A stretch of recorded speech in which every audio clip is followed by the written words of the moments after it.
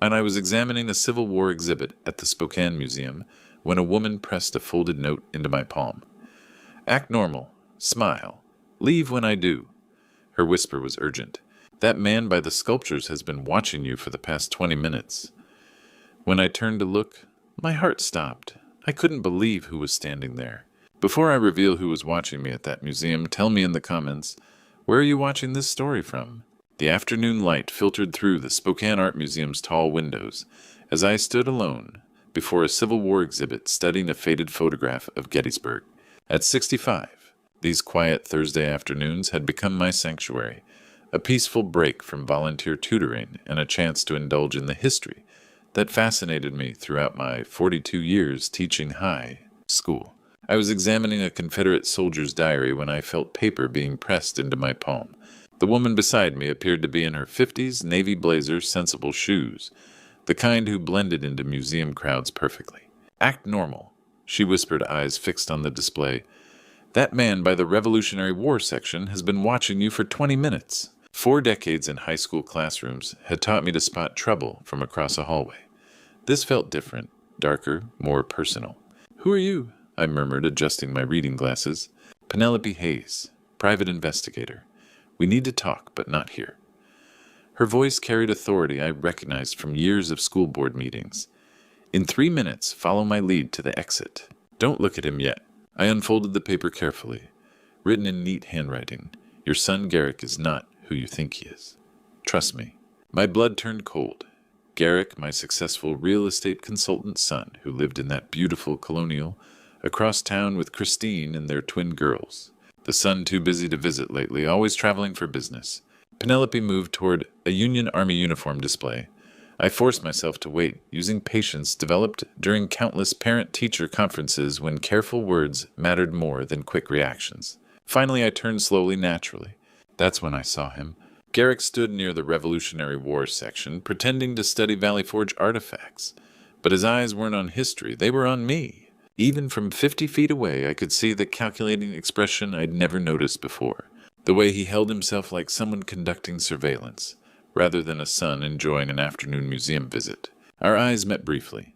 Instead of the warm smile I expected, instead of walking over to say hello, Garrick looked away quickly and moved deeper into the exhibit. My hands trembled. In 42 years of teaching, I'd learned to read people, to distinguish between innocent behavior and something troubling. What I saw in my son's body language wasn't casual surprise at running into his father unexpectedly. It was the careful positioning of someone who didn't want to be detected. Penelope caught my eye and nodded toward the exit. I followed at the measured pace of a retired teacher with all the time in the world, even though my heart hammered against my ribs. The museum's marble floors echoed with our footsteps as we walked past Renaissance paintings and Greek pottery. My reflection in the glass cases looked pale, older than my years. Behind us, I sensed, rather than saw, Garrick maintaining his distance, following at the edge of my peripheral vision. Outside, October air bit at my cheeks as Penelope handed me a business card. Miller's Coffee House on Riverside, 1 hour, she said quietly. Come alone. What I have to tell you about your son will change everything you thought you knew about your family. She disappeared into the afternoon crowd before I could respond, leaving me standing on the museum steps, with her card in one hand and a dozen questions burning in my mind. As I walked to my car, I couldn't shake the image of Garrick's face. Not the loving son who used to help me grade papers at the kitchen table, but a stranger wearing my child's features, watching me with the cold assessment of someone who saw me not as family, but as a target. The drive home took 15 minutes, but felt like hours. How long had my own son been watching me, and what could he possibly be looking for? Miller's Coffee House sat tucked between a bookstore and dry cleaner on Riverside Avenue, the kind of neighborhood spot where conversations stayed private. I arrived early, choosing a corner booth with clear sightlines and old teacher's habit. Penelope Hayes entered precisely on time, sliding a manila folder across the scarred wooden table. What I'm about to tell you won't be easy to hear, Mr. Thompson. I gripped my coffee mug. You said Garrick isn't who I think he is. 6 months ago, Timothy Reed hired me, 73-year-old widower from Coeur d'Alene who thought he was investing his retirement savings with a legitimate real estate consultant. She opened the folder, revealing photographs. Instead, he lost everything.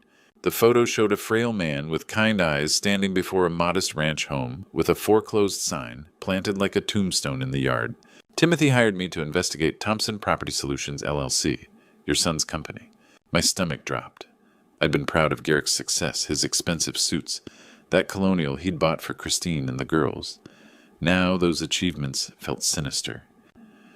"There's some mistake," I said, remembering Garrick's sudden wealth, his distance from family gatherings, vague explanations about complex deals. Penelope slid more documents forward. "Your son operates a reverse mortgage scam. He targets elderly homeowners, widows, widowers, isolated people. Process, as a financial consultant, gains their trust, convinces them to take fraudulent loans against their homes. The paperwork is forged. Money disappears into shell companies. Garrick tells victims they're making safe investments while stealing their homes." The coffee shop's warmth felt suffocating. Around us, customers discussed weekend plans while my world crumbled with each document. "How many?" I whispered. 18 confirmed victims over 3 years. Total losses of $2.8 million. Your son's personal take, approximately $1.2 million. 18 families, 18 people who trusted someone reminding them of their own sons, believing his promises of security. People like Timothy Reed, whose photograph held too much sorrow for one lifetime. The evidence was overwhelming: bank statements, loan documents, property transfers painting my eldest son not as the businessman I'd believed, but as a predator feeding on elderly trust. Penelope leaned forward, expression softening. "Mr. Thompson, there's something else." She pulled out a final document, a property assessment for my home on Maple Street, where I'd raised 3 children, where Sarah had planted roses, still blooming each spring. "Your son didn't just target strangers," she said quietly. "You're his next victim." The words hit like a physical blow. My own son, the boy I'd taught to ride a bicycle, helped with homework at our kitchen table, celebrated when he graduated college with honors. That same person had spent 3 years systematically destroying the lives of people exactly like me. "I don't understand," I managed. "Why would he—" "Money? Power? Maybe he sees elderly people as easy marks?" Penelope's voice hardened. "Or maybe he's just discovered he's good at it." I stared at the assessment of my home. $650,000, it said, enough to fund whatever scheme Garrick was planning next. The house where Sarah and I had built our life together, where we'd raised our children with values of honesty and compassion, was nothing more than another target to my own flesh and blood. "What happens now?" I asked. Penelope gathered the documents. "Now you decide whether you're going to let him destroy you, like he destroyed Timothy Reed and 17 others, or whether you're going to fight back." She stood, leaving me alone with the weight of her revelation. "Mr. Thompson," she said, pausing at the door, "there's something else you need to know. Your son didn't just target strangers, you're his next victim." The drive home passed in a blur of autumn leaves and racing thoughts. My hands trembled, unlocking the front door of the house Sarah and I had shared for 37 years now, apparently just another target in my son's criminal enterprise. I headed straight for my study, searching through mail I'd been ignoring. Buried beneath utility bills was an envelope with no return address containing a document that made my blood freeze, a property transfer agreement dated 3 weeks in the future, bearing what appeared to be my signature authorizing sale of my home to Riverside Holdings, LLC. 42 years of teaching had trained me to spot forgeries, students faking parents' signatures, altered report cards. This was sophisticated but flawed. The D in Draxon was too angular, the P in Thompson slightly too wide. Someone had studied my signature carefully, but not carefully enough. I called Penelope immediately. "Hayes Investigations." "It's Draxon Thompson. I found something." I described the forged document, the mysterious LLC, the sale date just 2 weeks away. Penelope listened in heavy silence. "Riverside Holdings," she said finally. "Give me 10 minutes." While waiting, I searched my files for other suspicious correspondence. There a letter from Lawrence Peaton, attorney at law, dated 6 weeks ago, discussing estate planning opportunities and suggesting we meet about protecting assets for your family's future. I'd dismissed it as junk mail. Now I understood it was reconnaissance. The phone rang. "Riverside Holdings is registered to Lawrence Peaton," Penelope said without preamble. "Same attorney filing incorporation papers for your son's shell companies. Mr. Thompson Garrick has been planning this for months." I sank into my desk chair, crushed by realization. My own son had been circling like a vulture, waiting to steal everything Sarah and I had built. The house where we'd celebrated holidays, where I'd helped children with homework, where Sarah had died peacefully. It was all just another elderly mark to exploit. What's my next move? Don't sign anything. Don't meet with attorneys. And be very careful who you trust. If Garrick forges legal documents, there's no telling how far he'll go. After hanging up, I sat in gathering darkness, surrounded by photo albums, teaching commendations, thank you cards from former students, all now feeling like evidence against my own flesh and blood. The grandfather clock chimed 11 when the phone rang again.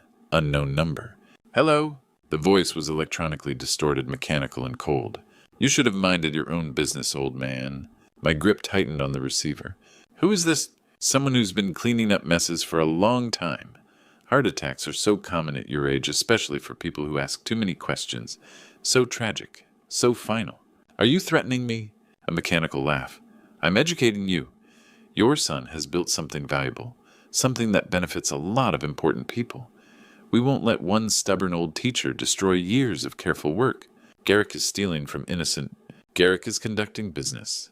You have 48 hours to forget everything you think you've learned. Forget the private investigator. Forget the documents. Sign whatever papers he brings you and live quietly in whatever retirement facility he chooses. And if I refuse, then you'll join your wife sooner than expected. The line went dead, leaving me alone in darkness with the terrible understanding that this had escalated far beyond money. They were prepared to kill me to protect Garrick's operation. The mechanical laughter still echoed. As I sat in darkness, the stranger's words replaying, then you'll join your wife sooner than expected. Sarah. My beloved Sarah, who died 5 years ago on a quiet Tuesday morning while I taught American history. I'd found her collapsed in our kitchen, still wearing her yellow apron. The paramedics said massive heart attack, sudden merciful. At 62, she'd had no heart problems, but doctors said these things just happened. Now those words took on sinister new meaning. I walked to the mantelpiece where Sarah's photograph smiled down the same radiant smile from our wedding day. Had she known something? In those final months, she'd seemed troubled, asking strange questions about Garrick's sudden prosperity. Something doesn't add up, Drax, she'd said, using my nickname. When did our boy become so secretive about work? I'd dismissed her concerns as motherly worry, but Sarah had been perceptive 30 years as a school counselor, taught her to spot trouble before it fully emerged. The phone rang again. Same unknown number. Having second thoughts. Old man, what did you do to my wife? Mechanical laughter. Smart question. Too bad you're asking 5 years too late. My hands clenched. She knew, didn't she? She figured out what Garrick was doing. Sarah got curious about things that weren't her business. Started asking wrong people wrong questions. We couldn't have that loose end. The room spun. My sweet Sarah murdered for being too good to ignore her son's crimes. The woman who'd spent her career helping troubled kids killed to protect a scheme preying on people like us. You bastards, I whispered. Careful, Thompson. Anger makes people careless. Careless people have accidents. Is that your plan for me? Another convenient accident. Only if you force our hand. 46 hours now. Think about what Sarah would want. Would she want you throwing your life away over something unchangeable? But they were wrong about Sarah's wishes. She'd fought for people who couldn't fight themselves, stood up to bullies, protected the vulnerable. She wouldn't want me surrendering to her murderers. You made a mistake, I said quietly. What's that? You told me the truth about Sarah. Now this isn't about my house or money. It's about justice for my wife. I hung up immediately, dialing Penelope. Hayes Investigations. It's late, Mr. Thompson. They killed Sarah. My wife didn't die naturally. They murdered her because she was exposing Garrick's operation. Silence, then. Are you certain? The voice practically confessed. Penelope, I need help, not just to save my house, but get justice for Sarah and those other victims. What are you thinking? I looked at Sarah's photograph, drawing strength from her memory. Garrick expects a confused, frightened old man. Instead, he'll get an angry teacher with 42 years' experience dealing with bullies. These people are dangerous. So am I. They just don't know it yet. The grandfather clock chimed midnight. 47 hours until Garrick's guardianship hearing. Time to transform from prey to predator. I spent the remaining dark hours planning, fueled by grief that had crystallized into cold determination. Sarah deserved justice. Timothy Reed and 17 other victims deserved justice. And if these criminals thought one retired teacher would roll over quietly, they were about to learn the most important lesson of their lives. By dawn, I knew exactly what I had to do. The abandoned warehouse on Spokane's outskirts looked like dozens I'd passed over the years. Rusted siding, broken windows, weeds through cracked asphalt. Tonight it served as the perfect meeting place for a conversation that could send my son to prison. Timothy Reed waited inside a frail 73-year-old whose kind eyes couldn't hide deep-etched fear. 42 years of teaching had trained me to read people. Quickly, Timothy was terrified, but determined courage, born from having nothing left to lose. "Mr. Thompson, thank you for coming. Call me Draxon. We're both victims here." He managed a weak smile. "Penelope said you might help bring your son to justice. I know how difficult this must be." I studied Timothy's weathered features, seeing echoes of my students' grandparents, decent people who'd worked hard only to be betrayed by someone they'd trusted. "What do you have?" Timothy opened a battered briefcase revealing folders stuffed with documents. "Everything from my dealings with Garrick. Loan applications with forged signatures, bank transfers, even recorded phone conversations." He handed me a digital recorder. I started taping calls when things felt wrong. Garrick's voice filled the warehouse, smooth and persuasive. "Mr. Reed, this investment opportunity is perfect for your situation. Returns will supplement Social Security beautifully, and your house serves as collateral, so there's no risk to liquid assets." My stomach turned, hearing my son's practice lies, weaponized trust, exploiting Timothy's financial fears. "There's more." Timothy produced bank statements.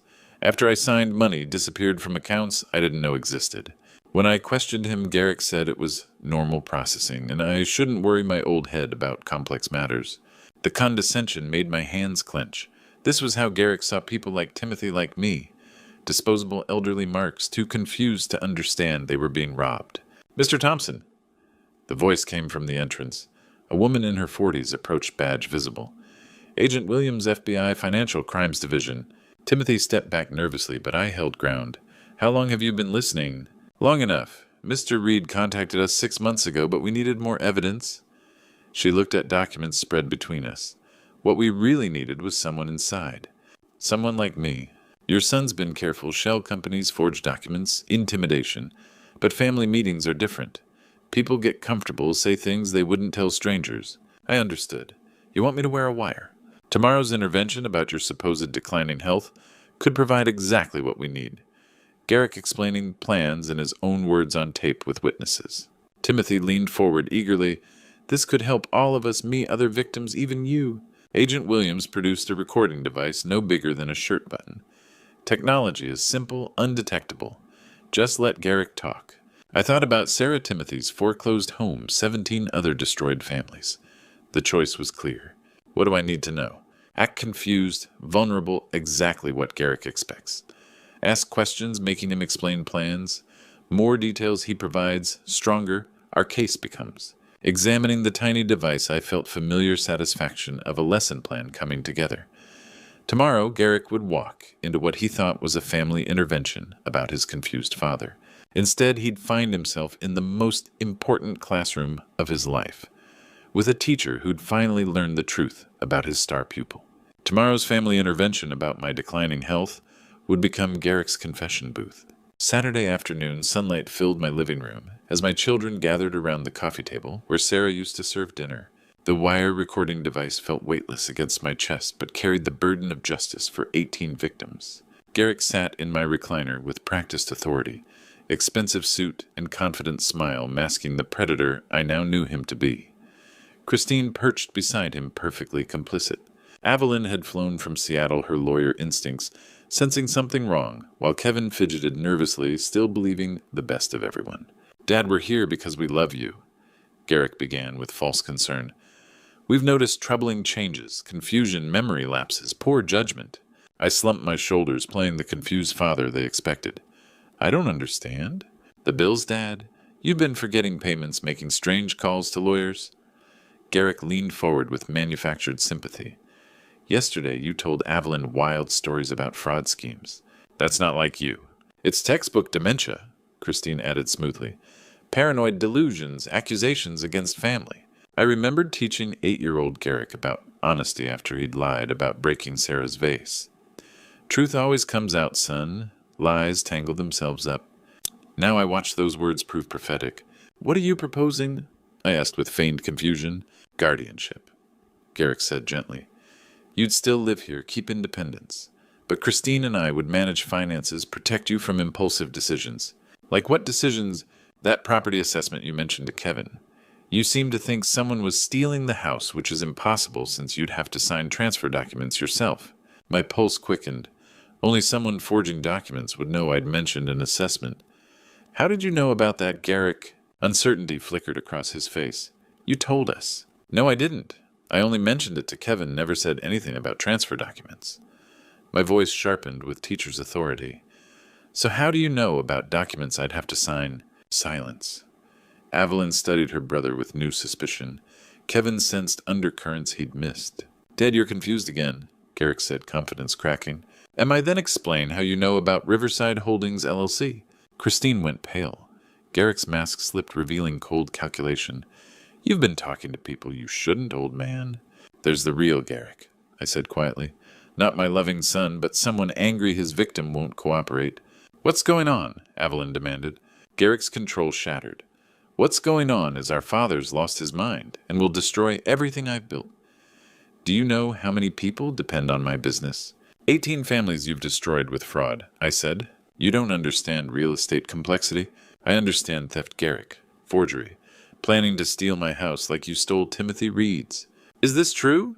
Kevin gasped. Shut up, Kevin. Garrick's snarled facade completely gone. You're all too stupid to understand what I've accomplished. Dad should be grateful in a care facility. He won't embarrass the family anymore. Evelyn recoiled at his cruelty. Listen to yourself.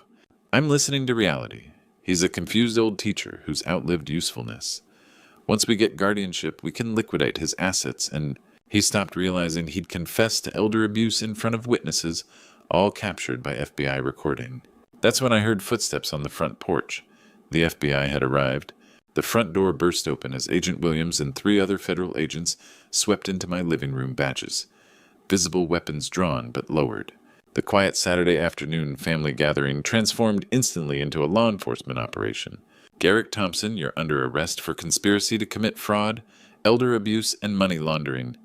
Agent Williams announced, her voice cutting through the shocked silence. Garrick bolted from the recliner, making a desperate dash toward the back door, but 2 agents were already positioned there. He stumbled to a halt in my kitchen, the same kitchen where Sarah used to pack his school lunches, where I'd helped him with homework at the scarred wooden table. This is insane, he shouted, spinning to face us. Dad, tell them you're confused that you made this up. But the man pleading with me wasn't the successful businessman who'd walked into my house an hour ago. This was a cornered criminal mask completely stripped away, revealing the predator who'd built his fortune on the backs of vulnerable elderly victims. Christine Thompson, you're also under arrest as an accessory. Agent Williams continued producing handcuffs. Christine tried to run for the front door, but Agent Williams caught her easily. I didn't know anything about this, she screamed as the cuffs clicked shut. Garrick said it was all legitimate business. Ma'am, we have recordings of you discussing forged documents and victim selection criteria. Agent Williams replied calmly. You can save your explanations for your attorney. Evelyn pressed herself against the wall, her lawyer's composure shattered. Kevin sat frozen on the couch, tears streaming down his face as he watched his older brother being handcuffed in our childhood home. Mr. Thompson, Agent Williams turned to me. The recording device worked perfectly. We have everything we need. What about the others, Howard Sterling? Arrested simultaneously at his office downtown. We've been coordinating this operation for weeks, waiting for your son to provide the final pieces we needed. She consulted her notes. 18 victims will be eligible for restitution from seized assets. Timothy Reed's house has already been returned to him. The weight of those words settled over me. Justice for Timothy, for Sarah, for all the families Garrick had destroyed. Garrick looked at me from across the room, handcuffs glinting in the afternoon sunlight, streaming through Sarah's lace curtains. For a moment I saw the 8-year-old boy who'd cried when he broke that vase, who'd promised never to lie again. Dad, he whispered, his voice breaking, I'm sorry. I never meant for it to go this far. It started small, just a few deals, but then Sterling got involved and the money was so good and... Stop, I said quietly, just stop. Please, Dad, you have to understand. I understand perfectly, Garrick. You saw elderly people as easy marks. You saw your own father as just another victim to exploit. My voice remained steady despite the breaking of my heart. You became everything I taught you not to be. Agent Williams stepped between us. We need to go, Mr. Thompson. Your son will be processed downtown. As they led Garrick toward the door, he looked back one final time. Dad, I love you. I know you don't believe me, but I do. I wanted to respond, wanted to say something that might bridge the chasm between the son I'd raised and the criminal he'd become. But the words wouldn't come. Love and betrayal tangled together in my throat, leaving only silence. The agents escorted both Garrick and Christine to waiting cars while neighbors gathered on their porches, drawn by the unusual activity. News vans were already pulling up. This story would be front-page material by tomorrow. As the last federal car disappeared down Maple Street, I stood in my doorway with Evelyn and Kevin beside me, the three of us united in grief and shock. When they led my son away in handcuffs, I realized the hardest part of this journey was just beginning. 6 weeks later, I sat in Spokane County Courthouse, watching my eldest son stand before Judge Martinez in an orange jumpsuit, hands shackled. His expensive suits replaced by the hollow look of a man who'd lost everything. Your Honor, Garrick said, voice barely a whisper, I plead guilty to all charges. I apologize to the victims. I've hurt my family. I've betrayed. And the community I've violated. The courtroom packed with faces I'd come to know. Timothy Reed, in front other elderly victims reporters, documenting Spokane's most notorious elder fraud ring. Agent Williams sat behind prosecution, her case complete. Judge Martinez sentenced Garrick to 12 years federal prison. As bailiffs led him away, he looked back one final time. I saw genuine remorse, but also understanding that some betrayals cut too deep for simple forgiveness. Driving home, I passed Riverside Art Museum, where this nightmare began. In late autumn, trees were bare, but something felt cleaner about the landscape, as if truth had swept away more than leaves. Kevin waited on my porch, 2 suitcases beside him. I've taken teaching leave, he said simply. If you'll have me, I'd like to stay, help you through this. My youngest son, 38, but still carrying the gentle heart I'd nurtured, had always been family peacemaker. Now, stepping up to fill the void Garrick's crimes created.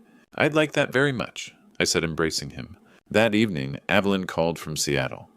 Dad, I owe you enormous apology. I should have listened when you tried telling me what was happening. You believe the best of your brother, I told her. That's not a flaw, sweetheart. That's what good people do. I'm flying out next weekend. We need to rebuild what Garrick's lies tore apart. Over following weeks, my house filled with unexpected visitors. Timothy Reed came with apple pie tears, thanking me for returning his home. Margaret, 80-year-old widow from Coeur d'Alene, brought photographs of grandchildren she could afford visiting again thanks to restitution. You saved my future, she said, squeezing my hand. I don't know how to repay that. Live it well, I told her. That's payment enough. Each visit reminded me why I'd fought so hard. These weren't just victims. They were people whose trust had been weaponized by someone who should have protected the vulnerable. Kevin and I established new routines. Morning coffee on the porch, evening neighborhood walks, where I'd raised my children. He helped sort through Sarah's belongings, something I'd avoided for 2 years. We found her journal from months before she died, filled with growing suspicions about Garrick's business. She knew, Kevin said quietly, reading her careful observations about unexplained wealth and secretive calls.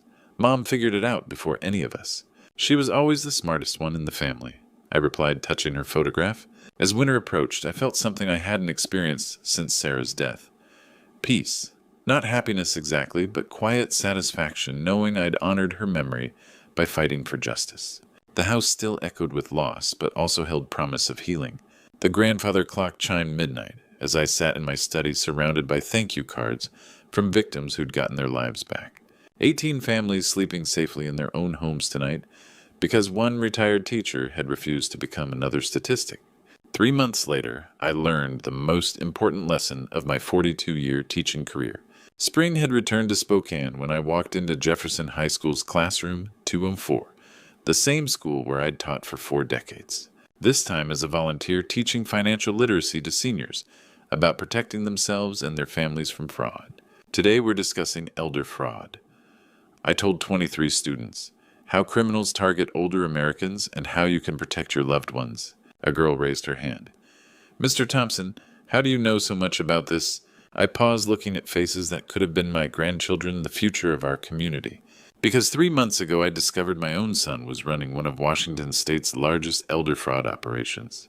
The classroom fell silent. These teenagers suddenly understood that families could harbor dark secrets, that love and betrayal often walk together. My son stole over $2 million from 18 families. He tried stealing my house. He even had my wife murdered when she got too close to the truth. "What did you do?" a boy asked.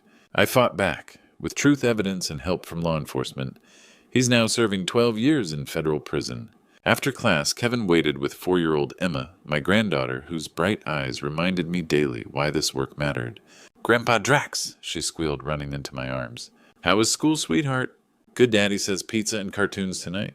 Simple pleasures, family time, things Garrick had sacrificed pursuing wealth, the things that actually mattered. That evening, as Kevin tucked Emma into his childhood room, I sat on the porch where Sarah and I used to dream about retirement. The house felt full again, not with expensive items Garrick valued, but with laughter, love, and promise of better tomorrows. My phone buzzed with Evelyn's text. "Dad saw your news interview about fraud prevention. So proud. Love your daughter." Local news had featured my story as Triumph, a 70-year-old who'd refused victimhood, turning pain into purpose. The reporter asked what I wanted viewers to remember. "Age isn't weakness," I'd said. "Experience isn't confusion. When someone tries silencing you, that's when you need to speak loudest." I'd received hundreds of letters from seniors nationwide who'd recognized similar warning signs, found courage to ask difficult questions, protect themselves from predators who saw gray hair as opportunity rather than wisdom earned through decades. As I looked out at the street where I'd raised my children, where neighbors still waved and kids rode bicycles, I felt Sarah's presence in the evening breeze. The most important lesson of my 42-year career wasn't from textbooks. It was that truth has power transcending age, education, or circumstance. When we refuse silence, when we stand for what's right despite cost, we protect not just ourselves, but everyone who comes after us. Kevin emerged from the house, settling into Sarah's old rocking chair. "Emma's asleep. She wants you to read her favorite story tomorrow." "Which one?" "The one about the brave grandfather who saved everyone." I smiled, understanding she meant the bedtime story I'd created about our experience sanitized for a 4-year-old, but carrying the same message of courage, overcoming fear. 3 generations sitting on this porch. The grandfather who'd learned that fighting for truth was worth any cost. The son who'd chosen love over money. And the granddaughter who'd grow up knowing that sometimes the most important battles are fought by ordinary people who refuse to stay quiet. The evening star appeared above the maple tree Sarah had planted 30 years ago, and I knew she'd be proud of the man I'd become, the family we were rebuilding, the lives we'd helped save. What would you do if you discovered your own child was betraying everything you'd taught them? Looking back on this journey, I realize how close I came to losing everything. Not just my house, but my dignity, my family, and the truth about what happened to Sarah. If you're watching this and recognize warning signs in your own life, don't make my mistakes. Don't ignore your instincts when something feels wrong. Don't let family loyalty blind you to criminal behavior. And most importantly, don't stay silent when you discover the truth. This true story taught me that age isn't weakness. It's wisdom earned through decades of living. When someone tries to convince you that you're too old, too confused, or too trusting to understand what's happening, that's exactly when you need to fight hardest. These grandpa stories aren't just entertainment.